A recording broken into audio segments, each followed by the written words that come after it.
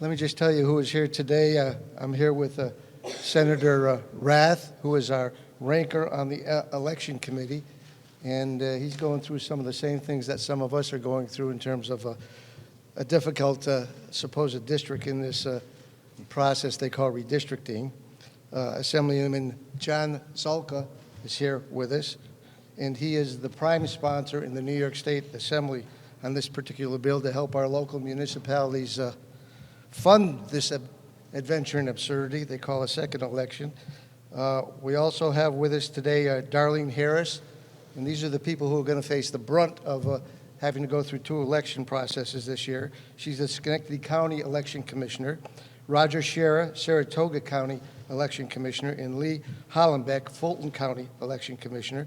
We have Senator Oberacker, and we know each other very well from the last redistricting. We had a little adventure we were going through, and we don't want to see deja vu all over again, but who knows what's going to happen. Senator Matera is here with us, a supporter and sponsor of the bill. Assemblyman John Lamondis, I hope I pronounced that right, from our heritage. And we're here because at first we all thought that our colleagues on the other side of the aisle are very good at figuring out ways to tax our constituents and bring in revenue for themselves, to spend in a whole variety of ways that we think might be inappropriate. But they're even better at figuring out ways to waste taxpayers' dollars. And this is one of the ways they're figuring out how to do that.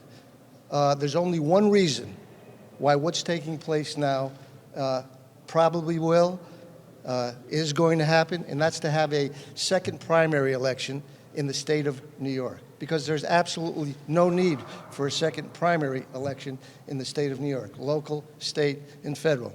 And I think we all know what it is.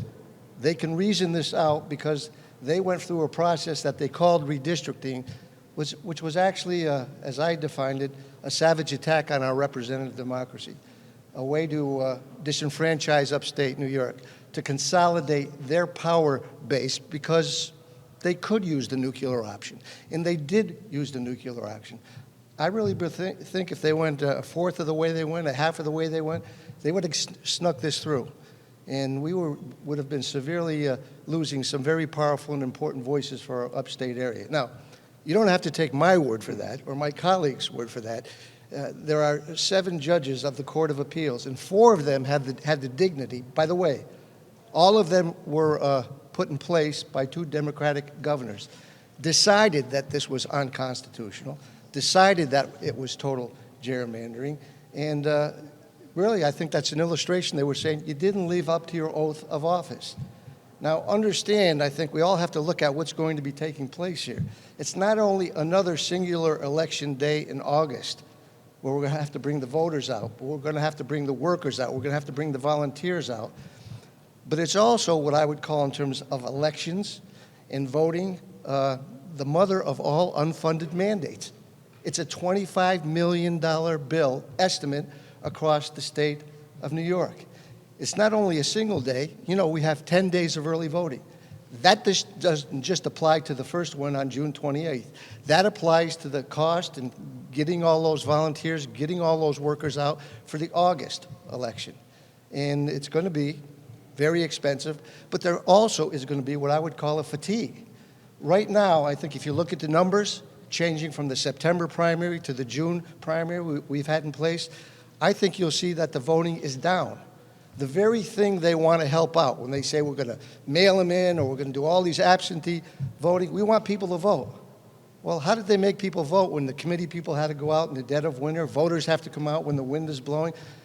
I was out there campaigning and getting signatures. I opened up some doors, and the doors almost flew off the handles with the wind and the cold that was taking place during this last period. So you're going to see a fatigue, not only in an effort to put this thing all together. You're going to see the money that it costs. You're going to see difficulty, maybe, I hope not, getting the volunteers to help out and the workers.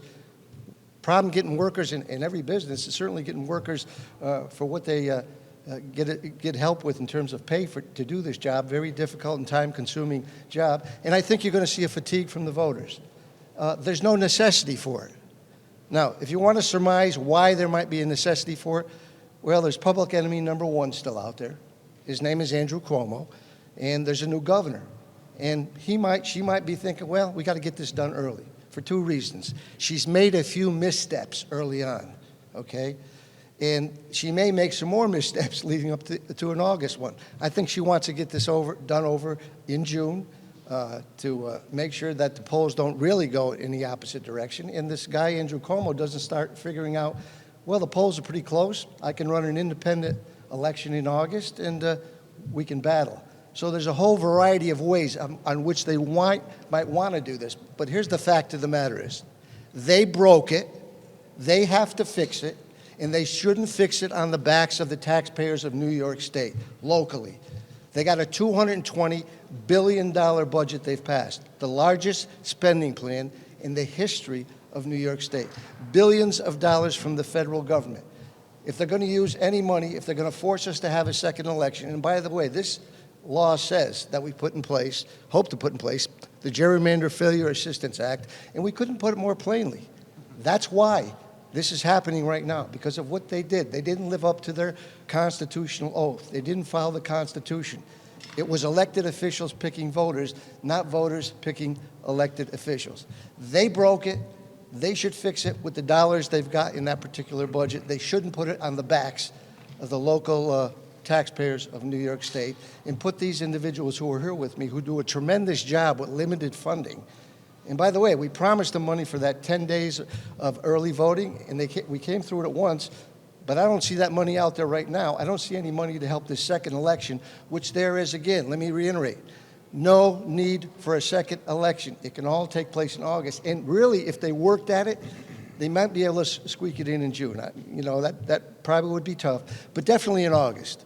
And there's a lot of negatives to that, maybe some positives politically, and we've seen this governor and her colleagues do things for political reasons, not the least of which was this Lieutenant Governor boondoggle. Okay, that you shouldn't pass a law for a political reason, and that's what, to get that political albatross off the governor's neck, basically we know that's what that was all about. They can try to move it around in any way they want to explain it, but that's what that was all about. So we're here to talk about the fact that a lot of money is on the line. This is the piece of legislation we have. We have sponsors in the Senate, in the Assembly, and I'm hopeful they look out not for the politics of their future, but for the financial concern of our constituents.